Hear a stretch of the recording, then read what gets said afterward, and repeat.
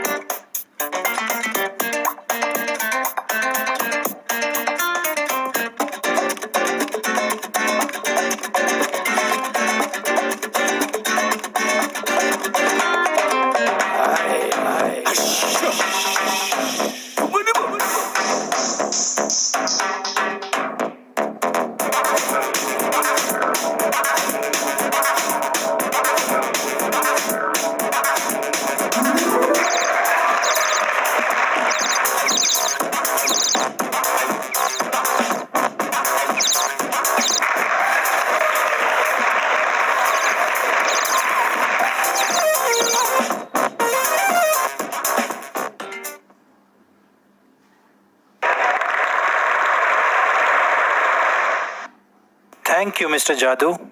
You were terrific. I am not a magician like you, but I will try.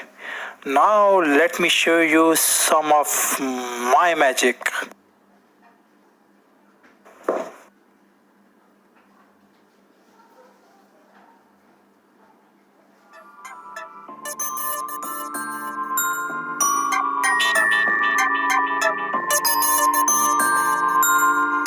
Thank you. But to be frank, mine was not a magic. Let me explain you what happened here. No magician explains their magic, but I will. I have kept a small heater below the table. When I put ice on this bowl, it started to melt, and then it became water. And after some time, the water continued to boil and it started to evaporate and it turned into water vapor. Simple, isn't it? But let's look into why ice became water and then water became vapor. Whatever objects you see in this theater all occupy space and have some weight, correct? For instance, this table takes some space and have some weight. So is this curtain. All objects that take up space and have weight are made of matter, whether it is table, this curtain, or the ice I showed earlier. All of them look and feel different, correct? This is because the matter is made of very, very tiny particles called as molecules. And molecules of different substances are different. For example, the molecules inside this wooden table are different from the ice. Let us understand this further. Let us say this transparent box represents wood and the red balls inside this box are the molecules of wood. As you can see, all the molecules are of the same type, like red in color, same size, and are arranged close to each other. Make sense? And say this box represents ice. The blue balls inside this box are the molecules of ice. And look at the spacing too. Compared to the earlier box which was representing wood, the spacing here looks little different, correct? So the two materials, wood and ice, are different because they have different molecules and the spacing between their molecules is different. Now that you understand that objects are made of matter, which is made of molecules, I will explain you about my earlier magic. That is how a big piece of ice got converted to water and then water to vapor. When I put the ice piece on this bowl, the heater below heated it. Because of this, the molecules within the ice started to move. And because of the composition of the ice, the distance between the molecule increases. The molecule started to come out into this bowl and it takes the shape of the bowl. This is water. So because of heating, a solid ice became liquid water. That is, the matter inside the solid ice changed its form to become liquid water. In solid ice, the molecules were closely packed together and cannot move freely. Hence, any solid objects have a shape, like a ball, like a computer, etc. In liquid water, the molecules are little loosely packed and can move freely. Hence, any liquid objects, take say water or tea or milk, they don't have a shape. They take the shape of the container in which they are kept, like a bowl in this case, or you drink milk in the glass, so the milk takes the shape of glass. Now, when we heat liquid, its molecule move further apart. That is, the distance between the molecules further increases compared to the solid. This is water vapor. And the water vapor just doesn't remain in the bowl, it flies in all the directions. So the liquid water in this case became gas.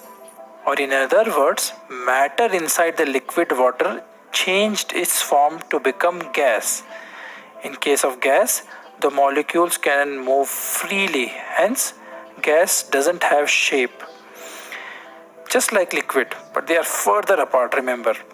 The molecules are so spread out that an ordinary container cannot hold the gas. In nutshell, matter is found in three forms: solid, liquid, and gas. In case of solid, the molecules are closely packed together with little spaces between them, and hence the molecules cannot move freely, and that gives a shape to the solid. In liquid, the molecules are not so closely packed and hence can move freely.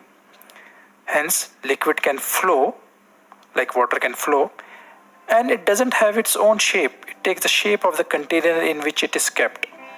And in gas, the molecules have very, very large spaces between them, so they can move freely, and hence it also doesn't have a shape. When heated, the molecules move apart. Hence, matter changes its form. From solid, it becomes liquid, and if it was liquid, it becomes gas. You must be wondering what happens when you cool an object, that is the reverse of heating. Simple. In case of heating, the molecules were going further apart. In case of cooling, the molecules are coming nearer. And because of coming nearer, what happens? Any guess? If it was gas originally and you cool it down, it becomes liquid because of molecules coming closer. And if it was liquid before, because of cooling, it becomes solid. That is, the molecules come very close to each other and it became solid. This I will show you in a different demonstration during the water cycle. Coming back to the story, the hole in the water, we definitely knew about the states of the matter.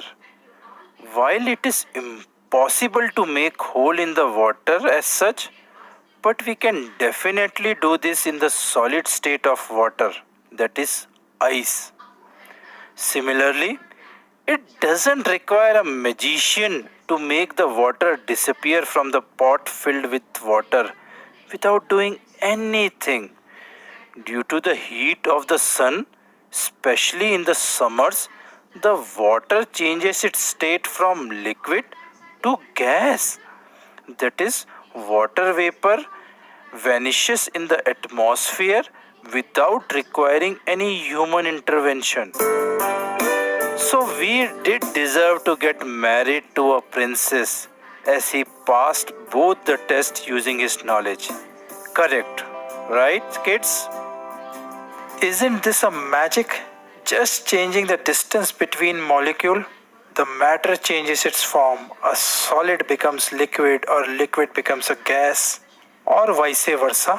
Mr. Jadoo, I am able to understand and recreate some part of your magic, like converting a solid ball to a liquid and then liquid to gas. But only you can do the magic of creating a bird out of an empty hat. Hats off to you, Mr. Jadoo.